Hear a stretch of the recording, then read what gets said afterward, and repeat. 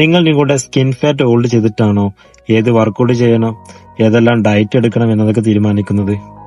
സാധാരണഗതിയിൽ എല്ലാവരും നമ്മുടെ belly area skin fat hold ചെയ്യും. അതുപോലെ തന്നെ നമ്മുടെ തൈസ്, ബാക്ക് സൈഡൊക്കെ സ്കിന്നിന്റെ ഫാറ്റ് ഹോൾഡ് ചെയ്തിട്ടാണ് എത്രത്തോളം ഫാറ്റിന്റെ ഇന്ന ഡയറ്റ് ചെയ്യണം എന്നൊക്കെ തീരുമാനിക്കുന്നത്.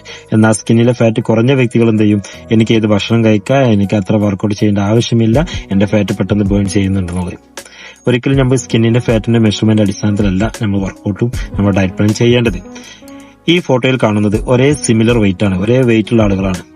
സ്കാനിങ് റിപ്പോർട്ടാണിത്. ഇതിൽ ഒരു വ്യക്തിക്ക് സ്കിന്നിന്റെ ഫാറ്റ് കൂടുതലും ആ വ്യക്തിക്ക് തന്നെ ഉള്ളിലുള്ള നമ്മുടെ അബ്ഡമൻ ഉള്ളിലുള്ള വിസറൽ ഫാറ്റ് കുറവുമാണ്.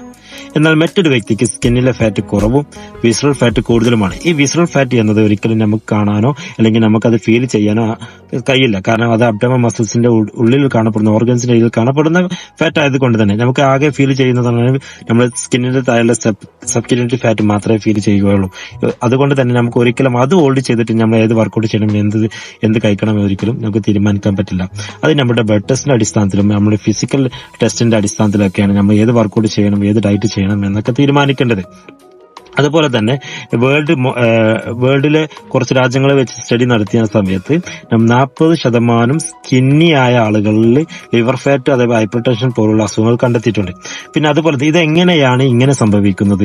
വിസറൽ ഫാറ്റ് കൂടുതലും നമ്മുടെ സ്കിന്നിലെ ഫാറ്റ് കുറവാകുന്നത് കാരണം അത് ഹെൽത്തി ആയ പ്രശ്നം കൊണ്ട് മാത്രമാണ്. കാരണം നമ്മുടെ ഇൻസുലിന്റെ അളവ് കൂടുന്ന സമയത്തും അതുപോലെ തന്നെ നമുക്ക് സ്ട്രെസ് ഹോർമോണൊക്കെ ഉണ്ടാവുന്ന സമയത്തും നമ്മുടെ വിസറൽ ഫാറ്റിന്റെ മൈറ്റോകോൺട്രിയയുടെ ന്യൂക്ലിയസിലെ DNA തകരാറ് വരുന്ന സമയത്ത് നമ്മുടെ മൈറ്റോകോൺട്രിയ എന്ന് പറഞ്ഞാണെങ്കിൽ നമ്മുടെ ഫാറ്റിലെ എനർജി പ്രൊഡ്യൂസ് ഓക്സിഡേഷൻ ഒക്കെ നടക്കുന്ന ഒരു എനർജി ഫാക്ടറിയാണ് മൈറ്റോകോൺട്രിയ എന്ന് പറഞ്ഞാൽ. ഇതിന് പ്രോപ്പർ ആയിട്ടുള്ള ഫംഗ്ഷൻ നടക്കാത്ത സമയത്ത് അത് വിസറൽ ഫാറ്റിൽ നിന്നും എനർജി യൂസ് ചെയ്യാൻ പറ്റാത്ത സമയങ്ങളിൽ നമ്മുടെ സ്കിൻ ഫാറ്റിൽ നിന്നും അത് എനർജി ആയിട്ട് യൂസ് ചെയ്യുകയും നമ്മുടെ സ്കിൻ ഫാറ്റ് കുറയുന്ന സാഹചര്യത്തിലേക്ക് അത് വരികയും ചെയ്യും.